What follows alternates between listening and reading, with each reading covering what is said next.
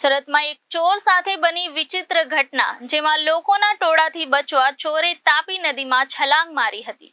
સુરત તાપી નદી ખાતે સવારે સ્વિમિંગ કરવા આવતા લોકોના ગ્રુપનું સામાન ચોરી કરવા માટે એક ચોર ગયો હતો, જ્યાં તેની પાછળ લોકો દોડતા ચોરે સૂર્યપુત્રી નદીમાં છલાંગ મારી હતી, પરંતુ તાપી નદીમાં પાણી ન હોવાથી કીચડમાં ચોર ફસાયો હતો। ઘટનાને પગલે રાંદેર પોલીસ અને ફાયરને કોલ કરવામાં આવ્યો હતો। ભારે જહેમત બાદ ચોરને રાંદેર પોલીસ અને ફાયરની ટીમે બહાર કાઢ્યો હતો। જે આપનું નામ? મારું નામ છે સબ ઓફિસર વસંત સૂર્યવંશી।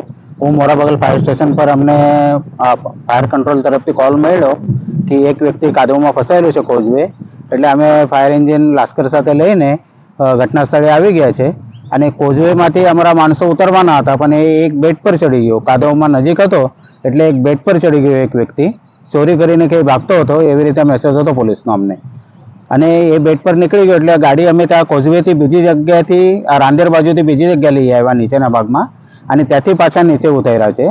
તો એ વ્યક્તિ અત્યારે છે ને ઉપર કોઝવે ભરી માતા તરફ નીકળી ગયો છે।